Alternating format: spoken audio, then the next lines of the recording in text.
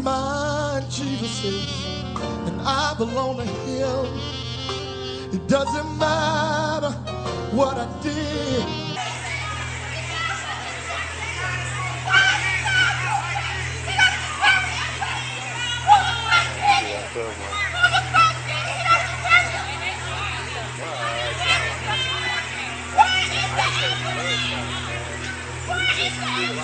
You know ambulance, he gone. Yeah, he gone. New information was released today on the Michael Brown story. A tragic event and shooting of an 18-year-old man turned into public outcry and racist promotional publicity stunt manufactured by CNN, the most trusted propaganda agent in news. Of course, AMTV has covered this story meticulously, referencing such logical conclusions such as Michael Brown was just a thug, regardless of color, who happened to violently rob a liquor store just moments before his death. Graphic images of the 6'4", 292-pound imposing figure single-handedly manhandling a frightened store clerk, what we call assault, and stealing cigars, a criminal act, moments before his altercation with the police officer, only proving our point. Now, in a scathing autopsy reported by the St. Louis County Medical Examiner, the official conclusion is that, just like we suspected, Michael Brown tried to grab the cop's gun, likely justifying lethal force, moments before his death. This complements initial claims of Josie, who called into a radio show in support of Wilson, a friend of Wilson's significant other, that Michael Brown allegedly bum-rushed Officer Darren Wilson multiple times, punched him in the face, grabbed his gun, and caused it to discharge, and even taunted Wilson, saying, quote, "You're not going to shoot me." I want to go to the phones and take this. I don't know. This is the person on the line. It says Josie on my call screener, but she's been identified, and I had our call screener talking to her as a friend of Darren Wilson, the officer that was involved in this. Good afternoon to you. Thanks for calling in.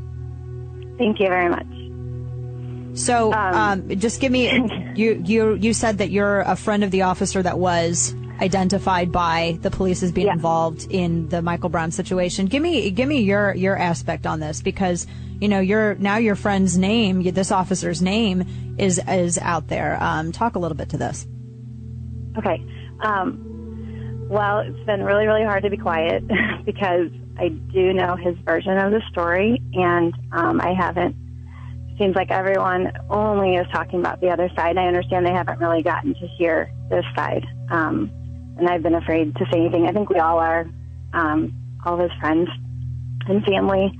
But I just feel like I at least need to put out there his version of events so maybe people can consider them as the truth, if nothing else. Okay. So do you want me to kind of run down? Yeah, absolutely. Okay. So he said that, they were walking in the middle of the street. He rolled his window down and, said, "Come on, guys, get out of the street." They refused to and were yelling back and saying, "We're almost where we're going." And there was some cussing involved. And then he just kept rolling up and he pulled over. And I believe at that point he called for backup, but I'm not sure.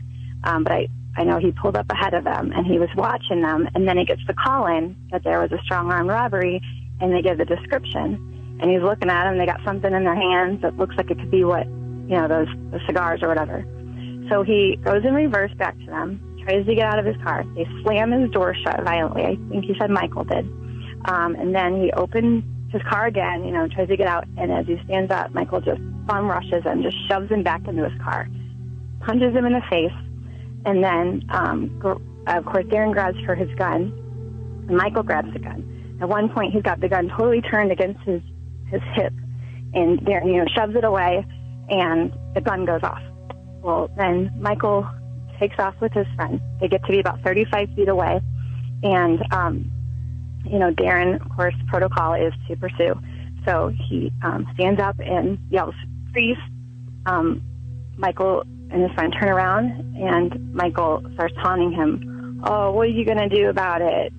You're not going to shoot me." And then he said all of a sudden he just started to bum rush him. He just started coming at him full speed. And so he just started shooting, and he just kept coming. So he really thinks he was on something because he just kept coming. It was unbelievable. And then so he finally ended up, the final shot was in the forehead, and then he fell about 2-3 feet in front of the officer.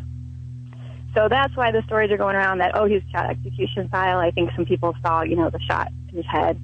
Of course, ballistics will prove he wasn't shot in the back like the other people are saying, the quote-unquote witnesses. But that's his version of what happened. End quote.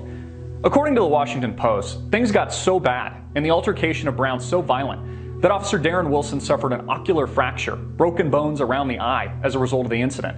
Again, we're not arguing that this is not a tragedy, that excessive police force shouldn't be investigated, or that larger race issues shouldn't be discussed in America, and or that they do not exist.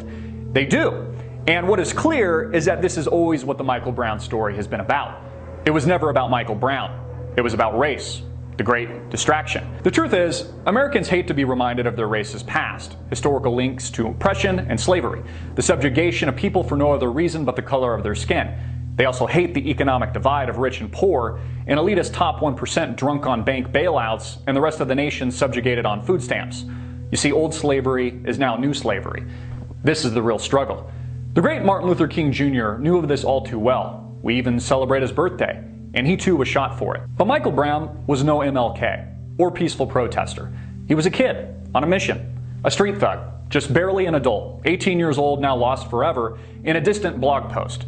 CNN to rile up the feathers of the willing masses eager for a race war.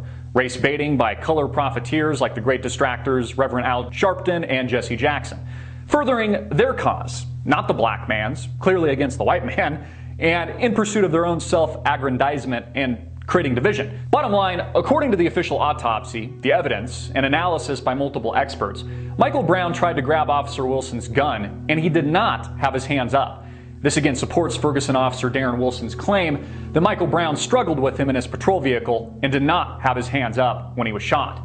It turns out the hands up, don't shoot chant popularized by Brown supporters and CNN was pure bullshit. The report also indicated that Michael Brown had a close-range wound to his hand and THC was in his system, although it is unknown whether or not he was impaired at the time. The St. Louis medical examiner, Dr. Michael Graham, says the report supports the claim that there was a significant struggle in Wilson's patrol car, and Brown suffered a hand wound at relatively short range. Furthermore, a forensic pathologist from San Francisco, Dr. Judy Melinek, says based on a bullet wound to Brown's arm, Brown's palms could not have been facing Wilson in the standard surrender position, with hands up and palms out when he was shot. And Brown was falling forward or lunging forward when he was hit by the fatal shot to the top of his head. This corroborates testimony from Officer Darren Wilson and of course decimates the Brown defense. Wilson testified that he chased Brown, who turned and ran toward him. Wilson said stop, then he fired. Brown kept coming, so Wilson fired several more shots in self-defense. It sounds like Officer Darren Wilson was doing the right thing all along. Like Trayvon Martin, the iced tea sipping, Skittle munching teen fatally shot by hall monitor wish-a-cop loser George Zimmerman, Brown was no saint. He was a criminal. And that's the ugly truth. As Kareem Abdul-Jabbar pointed out in his timely article coincidentally published in Time magazine, the coming race war won't be about race. What Americans can expect in this country is more division, not less. Thanks to the media, leftist-leaning corporate bought and paid-for media dinosaurs like CNN, we can continue to expect a push of this narrative. A familiar one: white devil, black slave, and hope and change, savior, Obama to the rescue.